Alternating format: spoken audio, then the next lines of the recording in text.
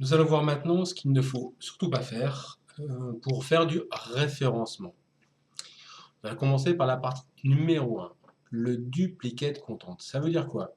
Ça veut dire que vous avez votre site, vous allez récupérer des informations d'un autre site, Wikipédia, un concurrent, vous faites un copier-coller de ce contenu, vous le mettez dans votre page, et ce contenu est donc copié d'un autre site. Google le voit et là, vous serez sanctionné. Vous pouvez le faire de façon éparse à partir du moment où le copier-coller d'un contenu d'une autre page, vous pouvez l'insérer, mais vous mettez la source. Donc vous mettez le lien URL du site où vous avez récupéré les informations. Vous pouvez mettre un petit remerciement. En tout cas, votre site ne doit pas être ne peut pas être constitué que de copier-coller. Et si vous mettez une ou deux pages, c'est pas très grave, mais surtout mettez la source, sinon vous serez embêté. Nous allons voir maintenant les balises méta qui n'ont rien à voir avec le contenu de votre site. En effet, certains internautes mettent des mots-clés pour attirer des internautes vers leur site, alors que le mot-clé n'a aucun rapport ou un rapport assez éloigné. Faut pas croire, hein, Google a un algorithme relativement intelligent qui permet de le voir, et si vous avez ça, vous serez sanctionné. Ensuite, les pages sans intérêt particulier pour l'utilisateur. Ça veut dire quoi? Ce sont des pages comme des formulaires de contact. Ça, c'est pas une page qui a un intérêt particulier, c'est une page technique. Les mentions légales, les conditions générales de vente, tout ce type de fichier, il ne faut pas le référencer dans votre site. Et pour ce faire, vous mettez ce qu'on appelle des liens nofollow. Vous allez vous demander ça à votre webmaster, et si vous avez un CMS, il y a un petit paramètre qui s'appelle nofollow, noindex, qui permettra à votre site de ne pas le référencer et de ne pas le faire apparaître dans votre sitemap. Les pages et les balises méta saturées de mots-clés non pertinents. Ok. Effectivement, il y a quelques années, on mettait un certain nombre de mots-clés dans le pied de page, dans le contenu pour se mettre en avant. Aujourd'hui, la balise MetaKeyword n'est plus prise en compte dans le référencement. Évitez de mettre un certain nombre de mots-clés en plus dans le pied de page et ailleurs parce que ça ne sert à rien. La balise MetaKeyword n'est plus prise en compte, donc vous pouvez l'oublier. Et en fait, la notion de mots-clés, vous la mettez quand vous gérez du texte et du contenu dans votre texte. Vous avez appris probablement à l'école à parler français, ce qui me paraît assez évident, et vous oubliez tout. Maintenant, il faut parler Google. Pour parler Google, vous mettez un certain nombre de mots-clés justement dans une liste, les mots-clés les plus importants. Vous n'en mettez pas plus que 5, vous ne les répétez pas plus que 5 fois, je veux dire. Et une fois que vous avez mis l'ensemble des mots-clés les plus importants sur une feuille, vous rédigez le texte avec ces mots-clés-là. C'est pas évident, hein, c'est un exercice un petit peu compliqué. Pour ceux qui ne sont pas habitués, et ça vous permettra d'avoir un texte intéressant pour Google. On va le voir un peu plus tard dans la formation pour voir comment on fait. Alors, vous oubliez les sites et les échanges de liens payants, de liens, etc. Ça, c'est pas bon. Google le voit bien évidemment et va vous sanctionner. Pour information, quelqu'un qui triche dans Google s'appelle un chapeau noir. Quelqu'un qui fait bien son travail, c'est un chapeau blanc. Voilà, c'est comme ça que Google nomme en fait cette norme. Le fait de ne pas le faire vous permettra de référencer un peu moins vite votre site. Toutefois, il va monter constamment.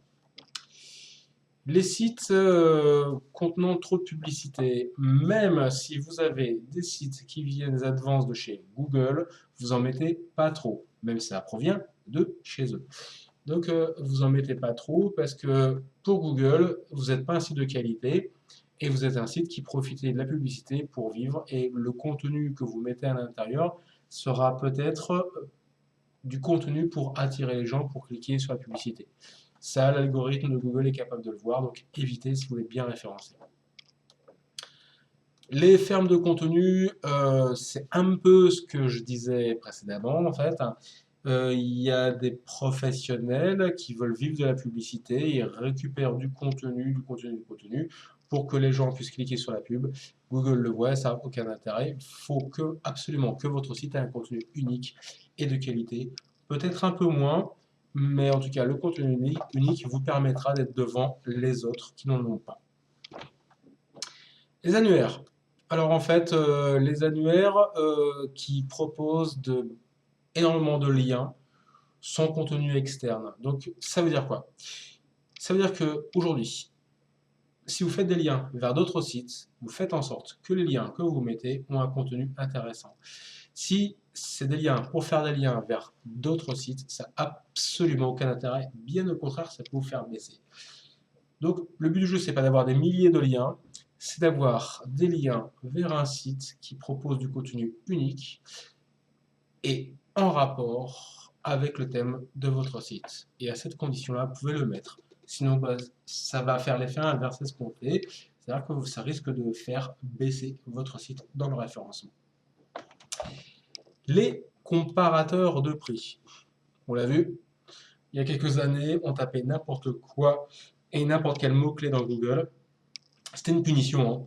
Je tapais frigo, au lieu d'aller chez Darty, chez Boulanger ou ailleurs, on a tombé sur un comparateur de prix et avant de cliquer sur le produit qui nous intéressait. Moi, je tapais pot d'échappement 900 CBR, c'était l'enfer.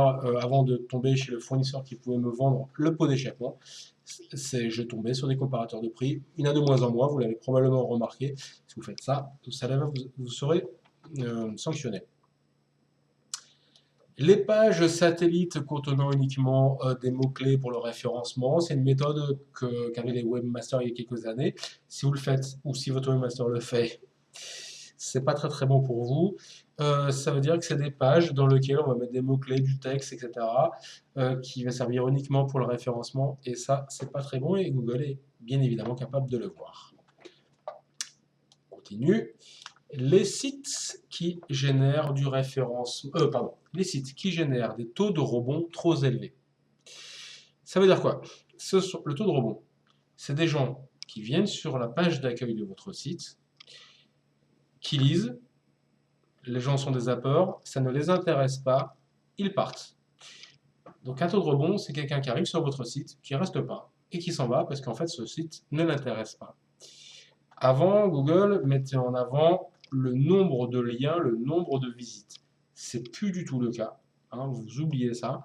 Là, c'est l'inverse. Si vous avez énormément de gens qui viennent vous voir, mais qui partent tout de suite, c'est très mauvais. Il vaut mieux avoir moins de gens qui viennent vous voir, mais qui cliquent une ou deux fois.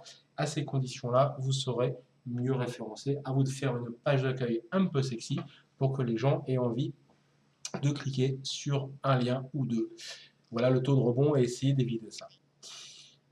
Les redondances dans les balises méta et dans le texte, ça veut dire que si vous avez un mot-clé important, plombier, Toulouse, et que ce mot, vous le répétez partout, tout le temps, dans toutes les pages, c'est de la redondance. Google pense que vous trichez.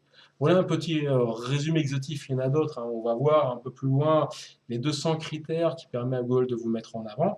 On va voir plus en détail, mais déjà, si vous respectez ça, ça vous donne une chance supplémentaire de ne pas être au fond de la mine du référencement et d'être un petit peu devant.